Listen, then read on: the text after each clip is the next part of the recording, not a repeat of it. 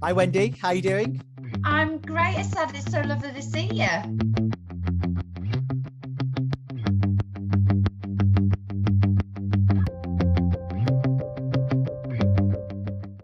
It's been a while, hasn't it? Since you and I have done a recording.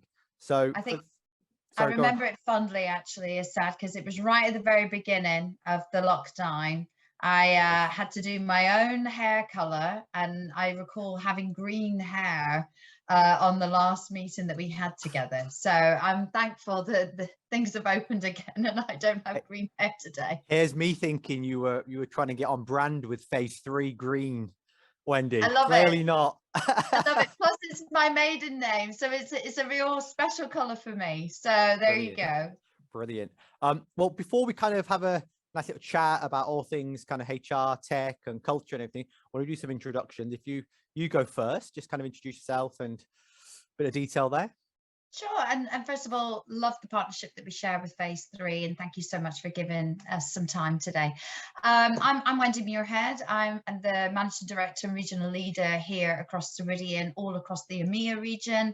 I very much am constantly thinking about how can we put our customers at the center of everything that we do, and how does our technology help our customers to really deliver value in their organizations, to deliver a better experience for their people and in turn their customers. Really delighted that we share an amazing partnership with Phase 3. I had the privilege of seeing some of your team in London recently, and I do love the culture that you've brought across your team, Assad. So I'm really excited about having this conversation today. Excellent. Thank you very much. And for those who don't know, I'm Assad Ahmed. I'm the founder of Phase 3. As Wendy has said, we're super excited about our partnership with Ceridian. And Phase 3 are providers of professional and managed services across HR, payroll, and finance. So we should have quite a lot to get through today. So let's start with my favorite topic, culture. I love talking about culture within business because I think the spotlight is really, really shining on it at the moment. Again, various reasons, COVID obviously being one of them, and everybody working from home, and how do you engage with people and all of that. But what do you think, Wendy? What makes a great business culture, a great company culture? I think there's I mean, first of all, I think it's a great question. I think you're absolutely right. COVID has definitely made people think and reevaluate what they want from their life and what they want from the work that they do. And we're seeing and hearing all the time about the great resignation or the great reevaluation, as I'm hearing it kind of replayed in certain circles. But I think it's really simple for me. It's about looking after your customers and those who are centered around your customers. If you think about customer at the center of everything, all the team that are front facing around the customers, I actually look at them as the CEOs of the business. Right. So how do we empower the teams that really deliver into that customer experience? Yeah. And then actually, how do we support them to be able to deliver great experiences? So I have a viewpoint of a foundational hierarchy. So, if you think that the team that are supporting the customers, take a customer relationship executive, for example, their manager, if they need support in anything they do, they come down to their manager level. If they need functional leadership support, they come down a further layer. If they need regional leadership support, they come down to me. And if it's really bad, they can go to Lee and David. But that whole piece about supporting your team to be empowered to deliver is really something that I see as a real gift. I've actually been in meetings with David Ossett before, and he said, I feel like I've got 7,500 CEOs that I report to. And I've had some more trouble than others. Sorry, Dave. Like it's how do you continue to build that framework where people feel empowered to do purposeful work for their customers? So because that part for me is important. And that's really interesting, because when I know you and I know some of your team, and I always talk about inbound and outbound culture. So outbound being what you want the world to see, Yeah. which may not actually be the reality, because you can be and create anything you want online and on social media platforms and so on and so forth. And then there's the inbound culture. Whenever I look at Ceridian and your team and Team Awesome and everybody associated with the business, it just gives off that you guys really enjoy what you do. And that then obviously is kind of replicated to your customers, exactly as you just said, putting your customers first. And so whatever it is you guys are doing, it seems to be really, really working. So Thank you. Congratulations on that. I'm not just saying that, I promise you. You know, like I say, it's one thing seeing something on social media, on LinkedIn. It's another thing actually having those interactions with the individuals and everybody kind of walking the walk and talking the talk, you know? Yeah. Oh, I think there's a couple of things there. I mean, we've always had our brand promise since we launched Dayforce of Dayforce is there to make work life better. And that's I think that's more important than ever. Flexibility, putting people in the right place at the right time, being able to deliver on the tasks that they need to do and do it at a time frame that they want to go pick the kids up from school, or there's homeschooling, or they want to, you know, go to an appointment. You know, it's how do you give that level of flexibility and still be able to deliver on the metrics and the tasks that you need to deliver as a business. But I mean, we've got transparency as our values. We relaunched our values last year. We launched a new value along with transparency, customer focus, agility, and shared ambition was the new value that we launched. And what that really means is that we are all accountable. Customers, partners, Ceridianites, you know, we're all accountable in delivering for that experience.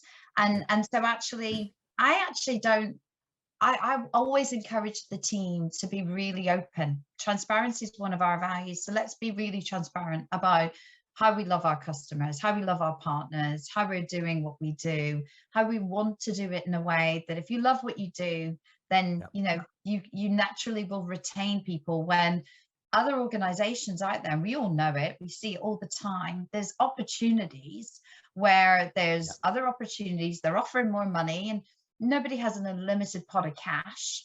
You know, when you're working with people, you want to make it as fun as and engaging, and if they're in control of what they do and they've got that level of flexibility, and they've got the right tools to be successful. My job's to make sure they've got the tools to be successful in all things.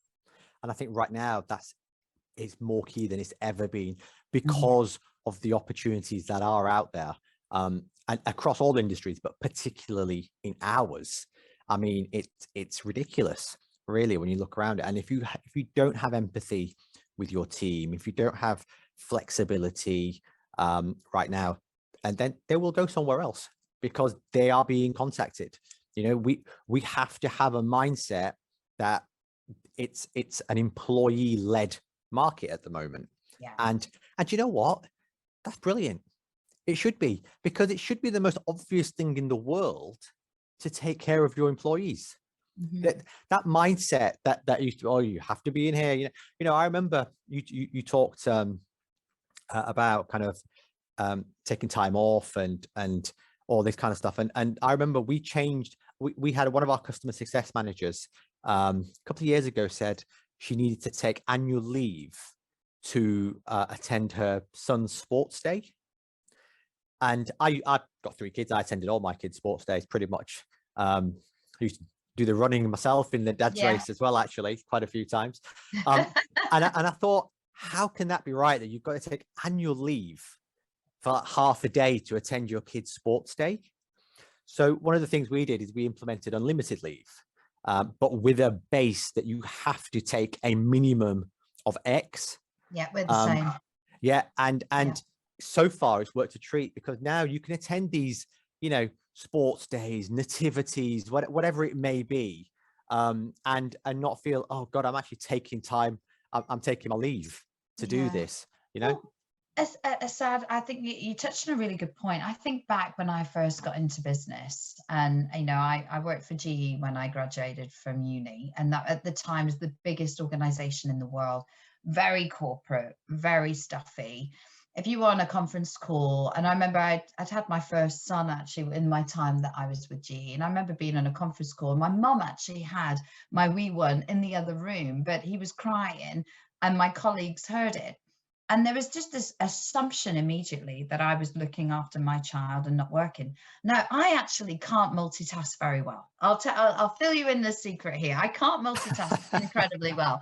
So I would not have the brain power to be able to focus in the work that I'm doing and watch my babies. So, and my baby's now, you know, a big 15 stone, 16-year-old. So, boxer to add, but wow. you know, like but my mom was there, and I just always remember this, like, absolute, like, the way that that was dealt with, the way that that was kind of handled in this pretty all male call. I was one of the few females that leaders in the team, and you know, it really impacted on my early career of making sure that I was quite segmented in when I'm working, and when I'm at home, I'm at home. And so I compartmentalized how I operated in my life. But, you know, one of the real things that I think the pandemic did beautifully actually was it's okay that the kids were running around. It was okay that the husband would walk in with coffee. It's okay that we got to see this other lens. And actually, I'm really encouraging of seeing that continue. So, you know, we've opened our offices back up, and we're not putting pressure on people to come in. I am putting breakfast on for those that want to come to Glasgow on a Wednesday. There's breakfast on from Wendy. But, you know, it's to try and encourage people to come back into the office. Yeah. And some folks are wanting to, and some folks aren't. And to your point, if you want great talent, you're going to do the best you can by the talent. You're not going to force them to come into the office because you've got facilities there. And I was with clients actually in London, Assad, a couple of weeks ago. David Ossett was over in town, and we went round and we were meeting a number of our customers. And one of our customers was in central London. Their office was so vibrant. It was jam-packed. It was like walking into a fully like WeWork type organization. It was really cool. Brilliant engagement, brilliant atmosphere. The energy was electric. And first thing I said in the meeting was, wow, how have you managed to get everyone back? I'm putting breakfast on. I can't get people to come back like this. How are you doing it? And their CEO mandated it. And I thought, oh, that's quite risky. That is risky. Yeah. Because, you know, if you mandate anything, if people aren't ready, or there's that lack of collaboration or consultation, you are at risk of losing some fantastic people. Yeah. And I don't know if I wouldn't say I'm not brave enough to do that. I just feel it's not the right thing right now to mandate anything. You can't take away choice. And I think it comes down to that. So we are probably very similar to you. The office is now open. If people want to come in, brilliant. It's great to see you. If you don't want to come in, that's absolutely cool as well. I don't think I would ever say to the team, you have to come in on a Wednesday and a Thursday or whatever days, because I think we'd lose people. I think it's as simple as that. And if they're going to come in and not be happy about coming in as well, what's the point? It offers no value. Yeah, exactly. And one of the early times I went into the office, actually, I've now on a Wednesday when I go into the office to do the breakfast Wednesdays, you know, I actually put collaboration, and I block my diary because I've got 4 C's: customer, collaboration, coaching, and celebration, right? And so if you can actually like look at how can you do that, and you know, like put collaboration in, so you free your diary up. Because I was finding I was in a meeting room and I was just in back-to-back Zooms, and I was like, I'm not getting any value if I'm sitting in a meeting room in the office doing the back-to-back Zooms, which is what my life has been like since the pandemic started. So it is one of those things about making sure that you get the right time to be meaningful, to spend time to talk to people, understand where their heads are at, understand what they would like to see from the office, or, you know, what initiatives could we put in place to encourage teams to come together. When recently we've had a number of our execs over in the UK, and we've taken the opportunity to do, team dinners and celebration events. And it's been electric getting the buzz in the atmosphere of the office. And that's then trickled into the events in the evening.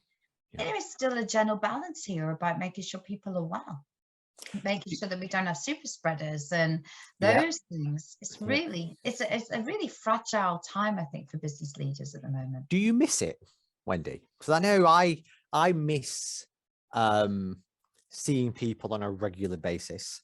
So I'm in London right now, and I'm in a hotel room because I attended my first event in over 2 years. Wow. Yesterday, I got on the train. I'm like, oh, okay. What do I just sit here now? Like it's been such a long time. I've not been on a train for over 2 years. Yeah. So and the event yesterday was fantastic. And I really, I've missed this, and I miss seeing, our team has grown so much over the last 2 years during this kind of COVID period.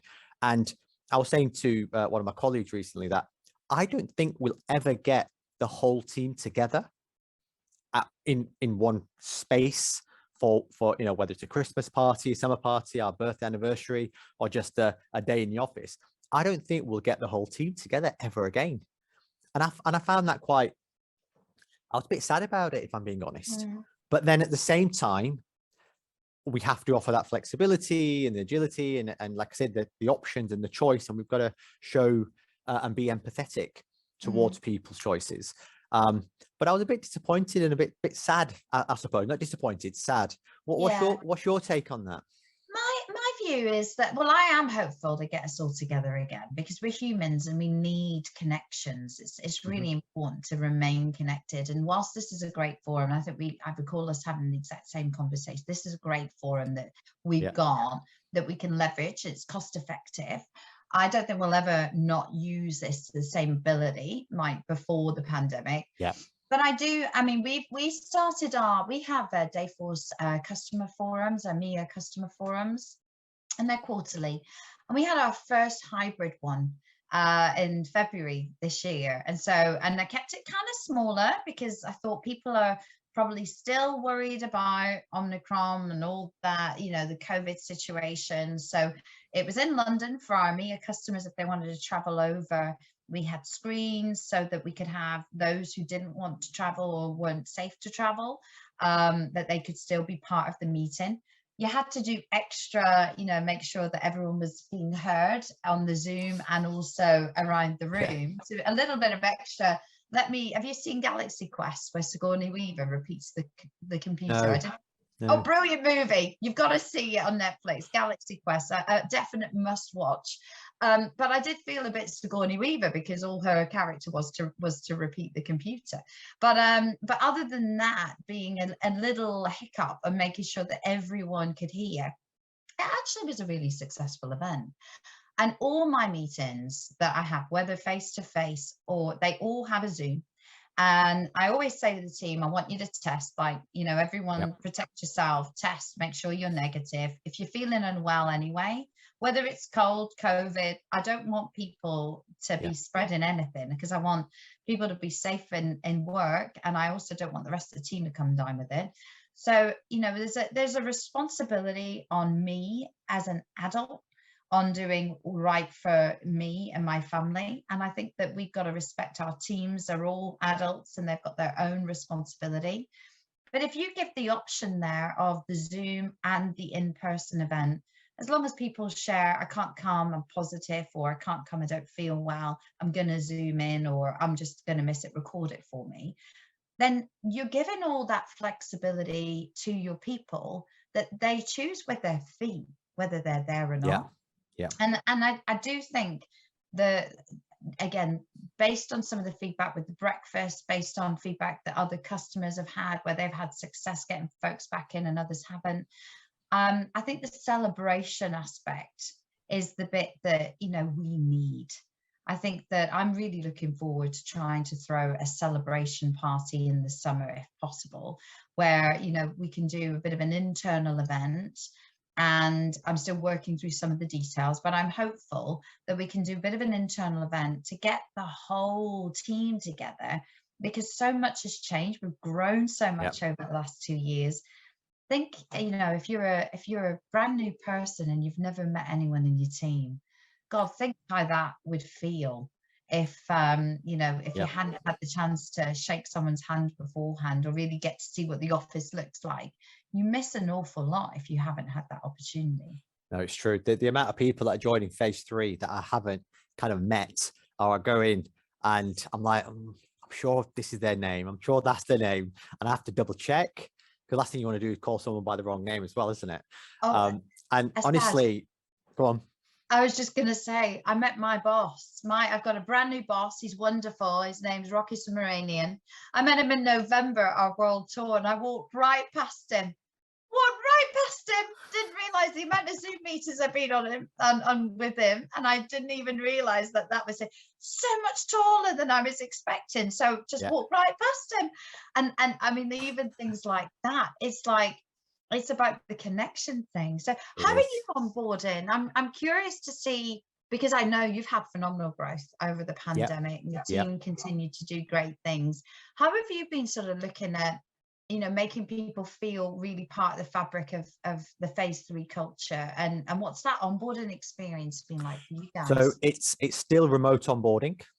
Probably 90% of the time. We've got a little welcome packs with the hoodies. I'm actually wearing one at the moment. Nice. There you go. Can I get one? But, do you know, of course you can. I'll send you one out. I'll be honest, I've not taken this hoodie off for about 10 days.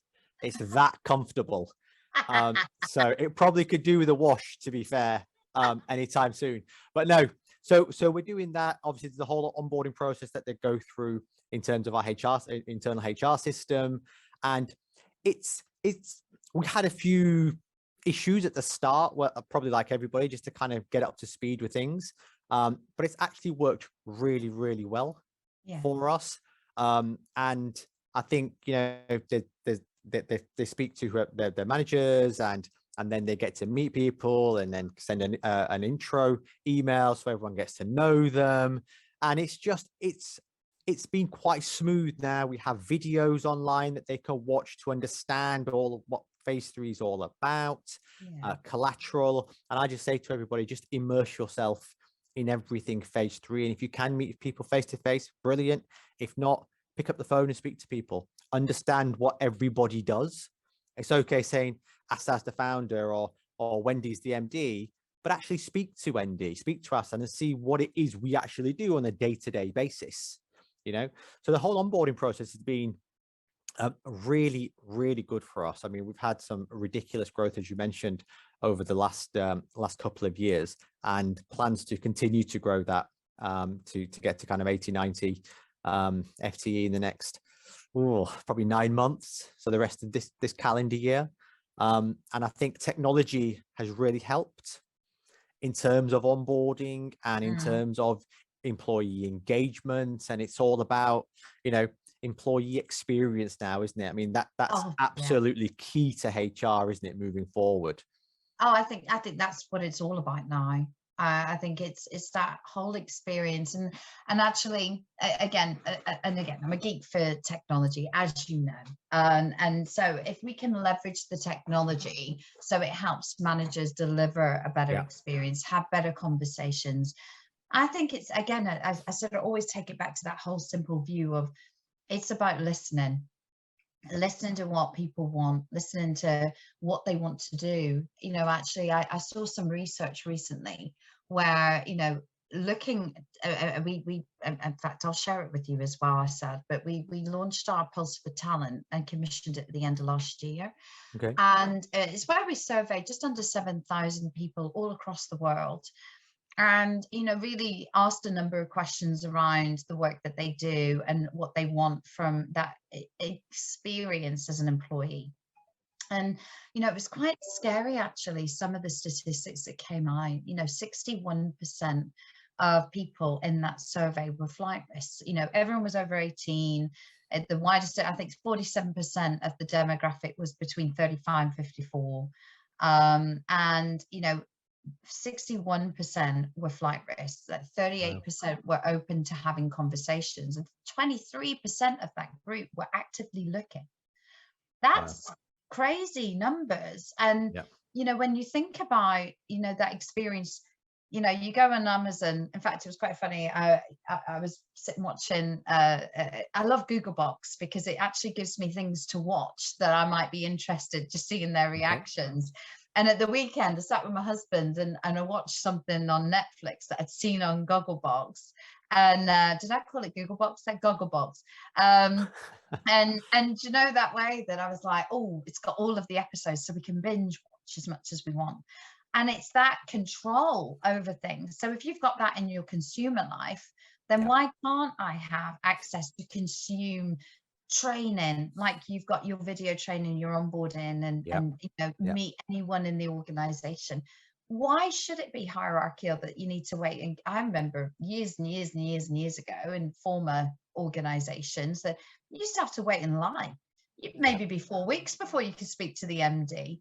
And even then, you'd have to almost like raise a business case. And then by the time you actually got the chance to speak to, you forgot what it was about. So, or that customer had moved on. So like, why shouldn't it be real time? You know, the more that we engage with the team, the more that we appreciate the work that they do. I think it's really important to appreciate the work that they do. And I've recently launched at the start of the year a Happy Friday series. It's something I've done for a long time with my direct and my function. But as my roles expanded, I've actually launched it across all of EMEA. And it's great to hear all across the whole organization of good news stories. And, you know, for 20 seconds to share that good news of appreciation from a colleague or to thank them, you know, like it doesn't take any time at all for me to record it. But it's actually so important that we recognize and we value the people that are in our teams, because we can't do it alone. No, and we've got to give them the opportunity to be able to that kind of that consumer grade technology, if you like. You know, that you go home, or not even home nowadays, you're at home anyway, but you go on Facebook or LinkedIn and Twitter, and you're used to using a certain type of tech. And then at work, all of a sudden, you might have some old-fashioned, clunky, archaic kind of system, whether that's HR or whether that's employee engagement or culture management, whatever it is. And I think everything is catching up. The look and feel is very appy of some of these kind of cool applications that are out there, and that's what people want. They want progress, you know, and they want to feel like they belong somewhere. I'm very lucky. I'm very lucky because obviously I've got Dayforce, so I'm really lucky that I've got all of that in the one data architecture. Absolutely. But you know what I hear from customers all the time, and I've got a record number of customers going live this quarter, which is so exciting to see. But it's the value of how their people are using it, and we can check the utilization. They're on it mostly through their phones. You know, we're seeing such a rise in the consumer experience, all being through the phone, smartphones, and you know, like just engagement, you know, tracking. Like if I've got a questionnaire I want to do and I want to spot check, so easy to set all that up. And the fact that it's all in one place, that's the most important thing, is that the analytics and the reporting that I get metrics on behind it, you know, it really helps me to navigate areas of what's working really well in a particular part of the business, so that, you know, I'm, as a manager, making decisions based on real information in real time, but so's the wider management team, and even into the people teams. You know, the fact that they can access how to best engage an employee. Like we've got a thing in it called Team Relay, and it's like a very sort of mini psychometric profile, but it's really helpful if you're a new manager and you've taken on a new team, you don't know the team members, and you're trying to get to know them through Zoom because of the challenges we've had over recent years. You know, like the fact that they can have a slightly deeper understanding about the psychological profile of that person, how to best engage them, you know, at points of stress, what things to watch out for, tips and tricks.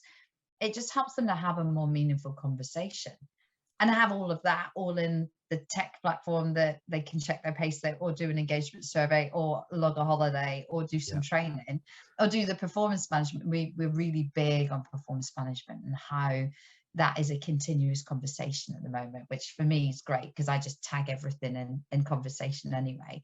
But that's the sort of thing where if the tech is there to support you. Yeah. It can really enhance the conversation. It's not taking away a conversation. Absolutely. Well, It's making it more meaningful. And before we come to the end of this this short recording, just continue that, please, Wendy, and just tell us a little bit more about what people can expect from Ceridian and from Dayforce as we move forward kind of into this year and next in terms of development and new Super exciting exciting. features, Yeah. etc. Super exciting. So Dayforce, for those that don't know, Dayforce has been around in the market since about 2009. It was bought by Ceridian in 2012, and we've had really a reverse transformation. David was the founder of Dayforce and became the CEO of Ceridian at the point of the acquisition with Dayforce into Ceridian. And David's story has been phenomenal. You know, he's really taken this piece of the architecture with workforce management and pay in one data set, and taken that, and we've really globalized the product. But more importantly, we put our customers at the heart of the innovation. So every time the EMEA forum, part of the EMEA forum is hearing what they like, what's working well, what ideas the customers have got, so that then we can release that into the innovation roadmap and work with Joe Corngable, who's our CTO, and who does a phenomenal job really taking it to next level. So there's some really exciting things for our EMEA customers that are happening here in EMEA. We've launched the hub. So the hub is coming out across our customer base. So with that's softly being launched across the whole of this year. We've got Wallet coming, which is for us a game changer. So the fact that we've got all of our data, and if you have payroll in Dayforce, the calculation is continuous. So at any point you get true gross to net calculation. I could literally click on my Dayforce wallet app. I'll get my Dayforce card like I would if I was paying by Apple Pay. And I could get my flat white Costa straight from the work that I've done today without having to go and use my credit card, without having to use my savings accounts. But actually for the work that I've done today, I can use the funds that I have earned. And that's exciting because it's not about, you know, it doesn't cost me as an employee to have it. It's something that makes my choice. If I want every day to be payday, I can have every day as payday.